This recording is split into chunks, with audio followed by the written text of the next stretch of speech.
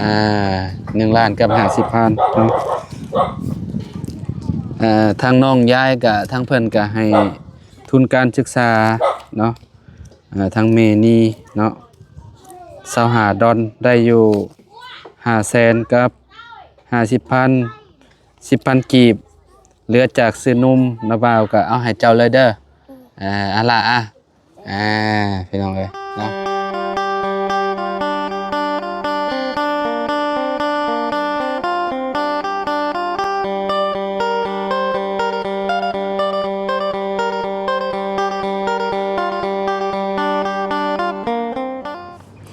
กราบสบายดีสวัสดีพ่อแม่พี่น้อง FC บัสสุขุสุคนเนาะบ่ว่าสิอยู่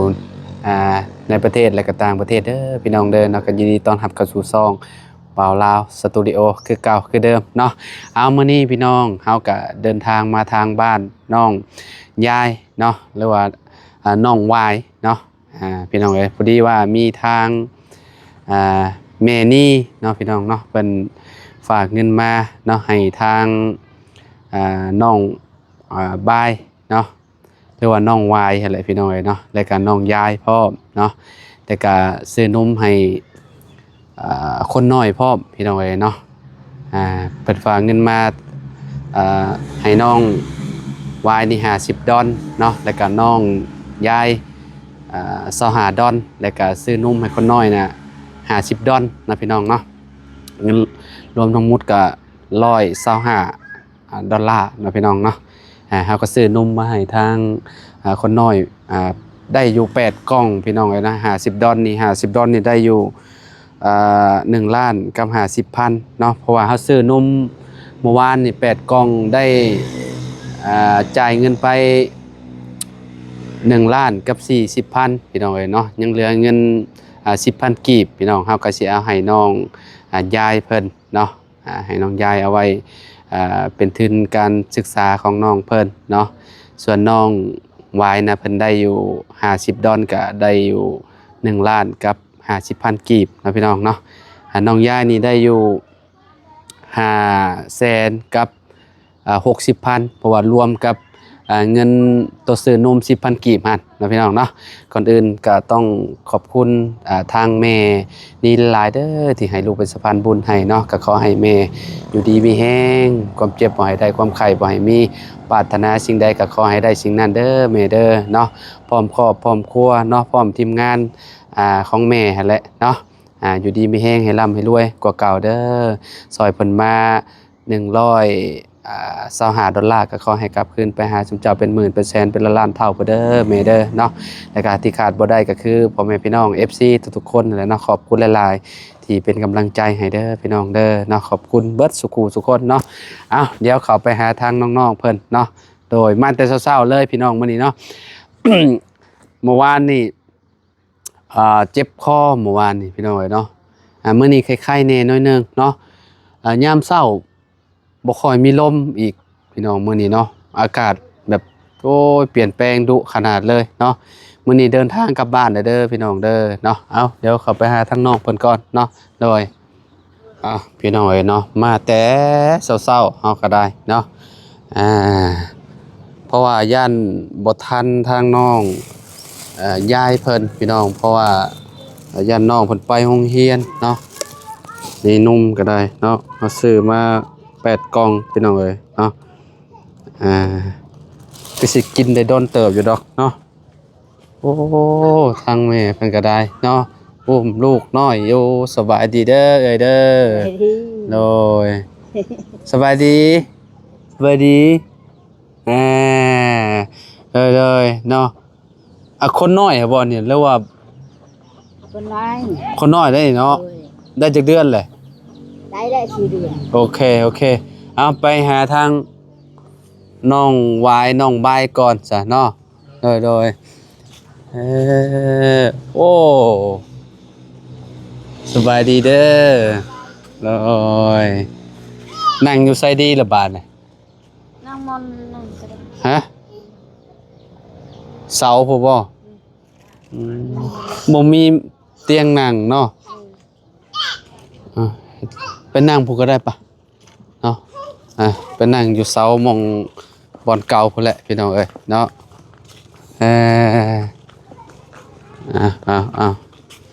นั่งอยู่นี่ก็ได้ละเนาะนั่งน้องยายอ้าวนมฝากหน่อยเด้อเลยพี่น้องเอ้ยเอาขออนุญาตหน่อยหน่อยหนึงเนาะก็โดนเติบแล้วบ่ได้เข้ามา แม่น หาทางน้องวายพี่น้องเอ้ยเนาะเข้ามาตั้งแต่มามอบนมให้บ่เนาะ แม่น ฮอดเดือนแล้ว ฮอดแล้ว ฮอดแล้วติเนาะ โดย เบิดจักกล่องแล้วนมน้องเจ้า ยังบ่หมดตีมืออายให้แต่ยังกินนมเก่าหั่นแหละ อืม นม ยังอยู่เนาะ แม่น โอ้แสดงว่าได้กินเบิดปีเลยซะเนาะ แม่น เบิ่งปี2027ถูกปีนี้ปี2026โอ้เบิ่งเดือนใดวันที่12เดือน6ปี2027ยังดนอยู่เนาะเรากินนมบ่ค่อยหลายบ่ แม่นแล้วกินบ่ได้หลาย ก็คือมื้อหนึงเนี่ยเบิดจักเบิดอันจักขวด กล่องหนึง ปองเดียว แม่น โอ้บ่เปลืองบ่ได้เนาะ แม่น อืมขายในดอกซะบ่เราบ่ค่อยกินเปลืองบ่ได้แบบถ้ากินเปลืองนี่มื้ออาทิตย์หนึ่งกล่องหนึ่งเบิดได้พี่น้องเอ้ยเด็กน้อยกินนี่บางคนกินดอกว่าแต่น้องของน้องบายน้องวายกินบ่เปลืองบ่ได้เนาะ โดย นมใหม่เอามาตอนนั้นยังบ่ได้เบิดอยู่ ยัง บ่ได้แก่เลย โดย อ๋อ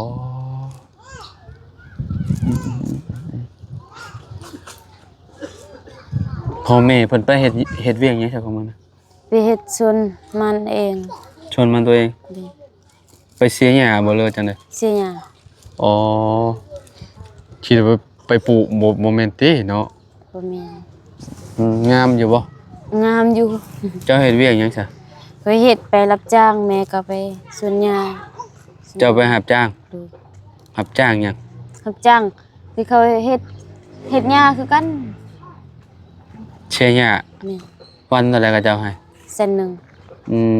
วันละแสน โดย กลับจังโมง 4 โมง ไป6โมงบ่ ไป8 โมง 8โมงกลับ โดย 4โมงก็พอไปอยู่เนาะ โดย แต่มันแดดนี่บ่ไหวแล้วเนาะ แม่น ยายไปอยู่บ่ไปโรงเรียนอยู่บ่มื้อนี้ ไป เข้าโรงเรียนจังโมง8โมงบ่ โดย น้าบ่าวมาอ๋อแสดงว่าโอเคอยู่ซะเนาะจบจากนี้ก็พอดีเลยช่วยหน้าแล้วบ่ ยัง ยัง เลย เออ มาแต่เช้าก็ซะเนาะก็คือแบบ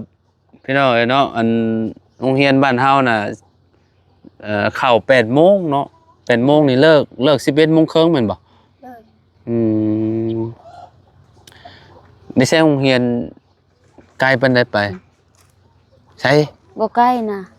แน่แต่นี่ก็เห็นดึงเข้าไป เอาโรงเรียนไปทางนี้บ่ โดย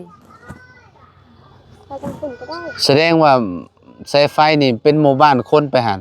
บ่แม่นบ้านโรงเรียน เอาสายไฟไปโรงเรียนนั่นนี่ โดย ด้วย เอ่อมีห้องป .5 ฮอด หอด จบป .5 แล้วก็เรียนม .1 ม .1 อยู่ไส อยู่มันดงก็ได้หัวซานก็ได้ ไปได้สองทางเลย โดย เลย จะว่าไปทางนี้สิใกล้กว่าเนาะ ทางนี้มันบ่ใกล้มันดงไกลกว่า อ้าวแม่นน่ะ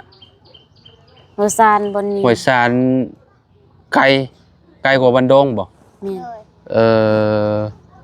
ชั่วโมงว่าเจ้าสิไปเข้าอยู่พุ่นบ่ บ่อแหละ จะ มีรถ แม่นแล้วเนาะขี่รถทิพย์ คิดว่าได้ บ่ไหวได้เนาะ เลย คือน้องใจดีครับน้องเตแต่งจริงเพิ่นผัดอยู่อันนั้นเด้อยู่ใกล้เด้อยู่ใกล้บันดงอยู่อันนั้นน่ะแบบสามารถแบบขี่รถถีบได้อยู่แต่มันก็ไกลคือว่าแหละ ปั่นไปเพื่อสิฮอดรถถีบก็ได้เคยเห็นบ่น้องเต็งจริงกับน้องอันน้องเลี้ยง เคย บ่เคยบ่ โดน บ่ได้เบิ่งคลิปบ่ โดน เจ้าเคยเห็นบ่ บ่เคย เจ้าบ่ได้เบิ่งคลิปคือกัน นี่ อืม ในมือก็ค่อยเบิ่งแต่มือก็ค่อยบ่เบิ่ง ฮะ แต่ก็ค่อยเบิ่งแต่ บางทีก็เบิ่งบางทีก็บ่ได้เบิ่ง ดู อืมมื้อนี้ไปอย่าบ่มื้อน่ะ ครับ มี จ้า ขาดไปบัดเซิน ฮะ ไปบัดเซิน งานแต่ง แม่น เอายังบ่เบิดอย่าบ่งานแต่ง ยังบ่หมดบัดเซินก็ยังซอง แสดงว่าเจ้าไปหาเงินนี่ก็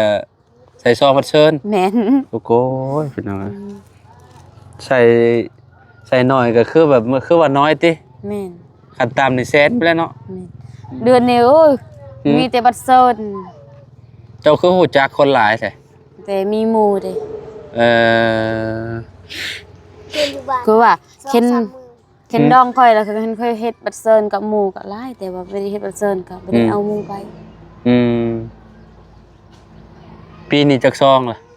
ปีนี้ อืม หลายเด้หลายคน แสดงว่าเบิดเป็นล้านแล้วบ่จัก แม่นอันนี้ก็บัดเซินยังอยู่เฮือนก็ยังเหลือ2อัน อืมดองบ้านอื่นบ่ แม่นดองบ้านอื่น โอ้เนาะงานดองพี่น้องเอ้ยเนาะข่อยก็ถือคือกันอยู่บ้านน่ะพระเจ้าเอามาให้มื้อนี้แหละแต่ว่าคือสิไปบ่ทันแล้วแหละเพราะว่ายังดูเซโปนอยู่มื้อนี้เดินทางกลับบ้านแหละพี่น้องเอ้ยเอามาหลายมื้อแล้ว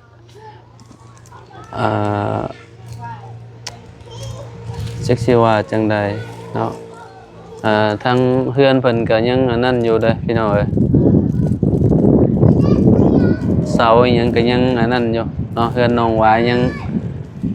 บ่มีการเคลื่อนไหวอิหยังเลยพี่น้องเอ้ยเนาะแซ่ว่าพ่อเจ้าเราสิไปตัดไม้มาอันนี้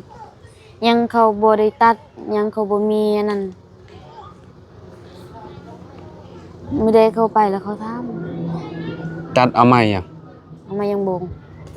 เอาไม้หยังบ่เอามาเฮ็ดน่ะ แม่น ถ้าได้อุปกรณ์แบบเป็นเครื่องอันนั้นมันก็คักอยู่ไม้บ่ต้องเป็นไม้กลมไม้หยังหั่นนะพี่น้องเอ้ยเนาะแปลว่าเฮ็ดอะไรให้เพิ่นพอได้อยู่แล้วก็อันนั้นเอาผ้ากระจาดนี่แอมเอาน่ะ ดู ตั้งให้มันเป็นเสาแบบดีๆหั่นน่ะเนาะตั้งหม่องนี่แหละหม่องเฮือนหลังเก่านี่แหละเนาะน้องวายเนาะ ดู เพราะว่าเสามันเป็นเสาดีเด้เก้าต้นพอดีเลยพี่น้องเอ้ยเนาะพอดีได้อยู่ได้หยังหั่นแหละเนาะยามพ้นแล้วจักหน่อยเรียบร้อยจะเป็นตรงลื้อแล้วนี่ลื้อ คันยามพลมันลมแห้งก็หมดเลย ลื้อหลังคาไหมหาไม้อันนั้นแหละคือเจ้าเว้าแหละไม้กลมไม้หยังมาเฮ็ดก่อนเพราะว่าตัวลุ่มดีแหละบัดนี้มันเวลาลมมาแล้วมันไปแล้วมันไปเปิดอยู่หลังคาบัดนี้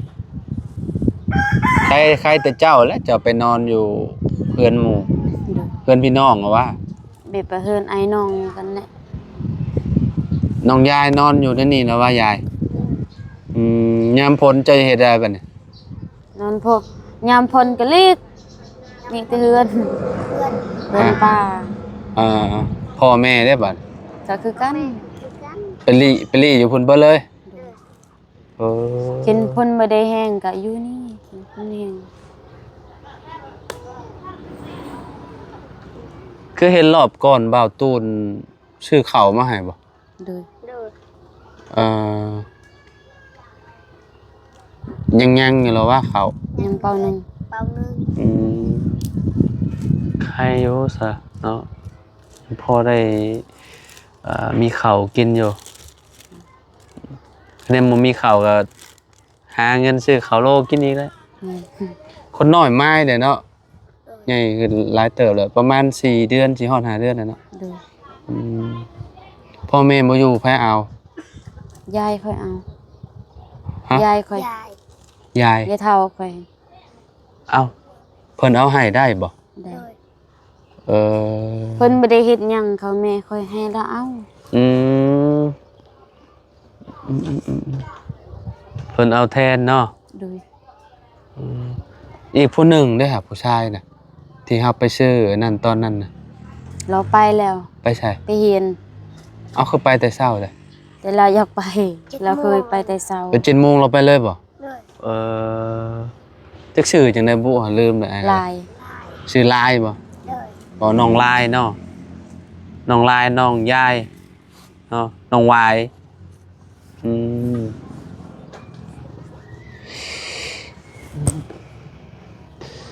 โอ้เบิ่งแล้วสภาพ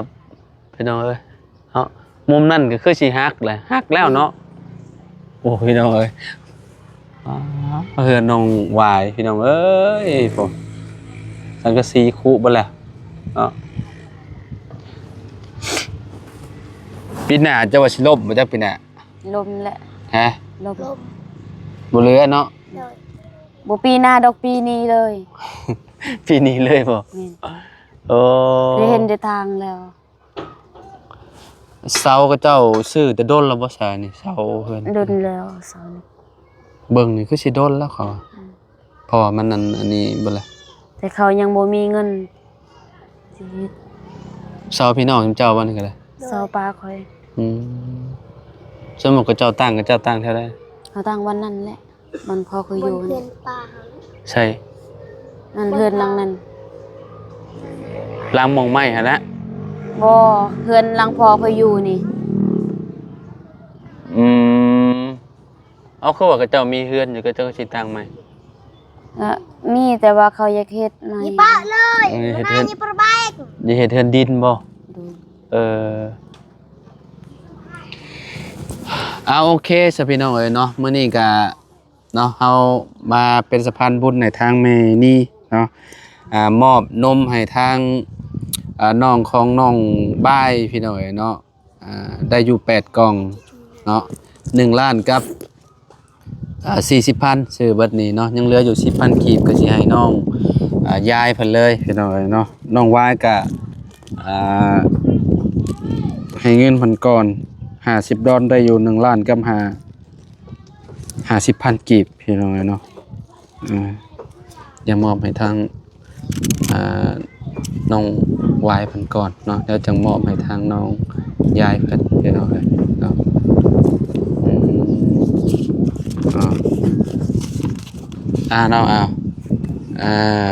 1 ล้านกับ50,000เนาะทางน้องยายกับทางเพิ่นก็ให้ทุนการศึกษาเนาะทางเมนี่เนาะ$25ได้อยู่500,000กับ50,000 10,000กีบเหลือจากซื้อนมนะบ่าวก็เอาให้เจ้าเลยเด้ออะล่ะพี่น้องเอ้ยเนาะฟันยังอยู่บ่ก่อนสิได้เงินบ่ได้ฟันเลย ดู นอนรับคักปัญญา แม่น โอ้ บ่ ย คิดสิอายสิมาแต่ได้เงินตื่นมาก็ได้เงินแน่นี่โอ้ย ฮะ ตื่นมาก็ได้เงินแน่นี่เห็นเฮ็ดเวียกจักมื้อ10 มื้อหั่นแหละ 1 ล้าน แม่น1 ล้าน10 มื้อ 10 มื้อบ้าพี่น้องเอ้ยเนาะเพื่อสิได้เงิน100,000กีบนี่ก็เฮ็ดงานหลายชั่วโมงอยู่เนาะไปหาเสียหญ้าก็ได้พี่น้องเอ้ยเนาะเอามีแต่ฝากทางน้องอันวายเนาะขอบคุณทางเมนี่เพิ่นเด้อเพิ่นอยู่ทางต่างประเทศแหละเนาะพี่น้องอวยพรอวยไสให้เพิ่นแน่เนาะเว้าในคลิปนี่แหละเนาะเอา ขอบใจเด้อขอบใจเด้อแม่นี่เด้อที่ฝากเงินฝากนมให้หลานเด้อขอให้แม่นี่ร่ำให้รวยเด้อขอให้สุขภาพแข็งแรงขอให้แม่ดีก็บ่ได้เจ็บเด้อความเจ็บให้ได้ความไข้บ่มีพัฒนาสิ่งใดขอให้ได้สิ่งนั้นเด้อขอให้ร่ำให้รวยเด้อครอบครัวให้ดีเด้อที่ฝากนมฝากเงินให้หลานสงสารหลานเด้อสาธุ ทางน้องยายขอบคุณแม่นี่เพิ่นแน่โดยเอาไม้ให้น้องเจ้าแน่เนาะเว้าเป็นอยู่หรอว่า โดยว้าว เอาเป็นเดียวละ โดย แม่ยังก็ เมนี่ ขอบใจเด้อเมนี่ที่ผักนมและเงินให้หล้าน ขอให้อยู่ดีมีแฮง ขอให้อยืนมีแห้งพัฒนาสิ่งใดขอให้ได้สิ่งนั้นเด้อขอให้ร่ำให้รวย สาธุ โดยได้สำนีก็ถือว่าเก่งนั่นแหละพี่น้องเนาะเพราะว่าโดนเติบเลยเพิ่นบ่ได้คอยได้ออกคลิป เพราะว่าโดนชุมเฮามาเท่านึงพี่น้องเนาะมารอบก่อนก็จักเดือนหยังเนาะ แต่เดือนอันนี้เดือนหยังนี่เดือน7นี่เดือน8เนาะ บ่หลายเดือนนี่เดือน3 โอ้เดือน3 เดือน1หรือเดือน2ว่าอายมา เดือน1 เดือน1บ่ โดย พี่น้องเอ้ยเนาะ เดือน3เลย จังได้ก็ดีใจนำน้องๆเพิ่นเนาะถ้ามีโอกาสก็สิเข้ามาถ่ายทำให้พ่อแม่พี่น้องเบิ่งเรื่อยๆอยู่ดอกพี่น้องเอ้ยเนาะแวะเวียนมาเยี่ยมยามทำข่าวกันคือเก่าเนาะมาเบิ่งเฮือนเบิ่งซ่านบัดนี้แหละพี่น้องเอ้ยเนาะเฮือนเพิ่นก็ได้เสาแล้วก็ได้ตีนมันพี่น้องเอ้ยเนาะแท่งมันหั่นแหละเนาะแท่งวางนั่นแหละพี่น้องเอ้ยเนาะมันขาดหลายอย่างเฮือนน้องวายนี่พี่น้องเอ้ยเนาะก็นี่แหละเนาะซอยๆเพิ่นไปพี่น้องเอ้ยเนาะทั้งแม่เพิ่นก็ใกล้สิไปเฮ็ดเวียกแล้วแหละพี่น้องเอ้ยเนาะเฮาก็สิไปหาทางน้องใจดีน้องอันนั้นก่อนน้องเลี้ยงก่อนพี่น้องเอ้ยเนาะน้องเต็งจริงก่อนเนาะจังได้ก็อ้ายไปปะเลยเด้อก่อนอื่นก็ขอบคุณเนาะทางเมนี่ในไลน์เด้อที่ให้ลูกเป็นสะพานบุญให้เนาะก็ขอให้แม่อยู่ดีมีแฮงกับเจ็บบ่ให้ได้ความไข้บ่ให้มีปรารถนาสิ่งใดก็ให้ได้สิ่งนั้นเด้อเนาะให้ร่ำให้รวยกว่าเก่าให้เพิ่นมา$125ก็ขอให้กลับคืนไปหาเจ้าเป็นหมื่นเป็นแสนเป็นล้านๆเท่าก็ได้แม่เด้อพร้อมครอบครัวพร้อมทีมงานทำเจ้าแหละเนาะอยู่ดีมีแฮงเนาะลูกในนามสะพานบุญก็บ่มีหยังหลายตอบแทนเนาะก็มีแต่คำขอบคุณนั่นแหละเด้อแม่เด้อเนาะแล้วก็พ่อแม่พี่น้อง FC ทุกๆคนนั่นแหละเนาะที่ติดตามและเป็นกำลังใจให้เอามาตลอดเนาะขอบคุณหลายๆเด้อพี่น้องเด้อเนาะสำหรับคลิปนี้เฮากับน้องยายน้องวายคอโตเลยเด้อพี่น้องเนาะสบายดีเด้อสบายดีพี่น้องเลยเนาะไปพร้อมบรรยากาศยามเช้าๆพี่น้องเนาะอยากหนาวเมื่อกี้นี่คือว่าฮ้อนๆพี่น้องเนาะลมมาอีกแล้วบาดนี้ไปพี่น้องสบายดีเด้อเบิดสุขทุกคน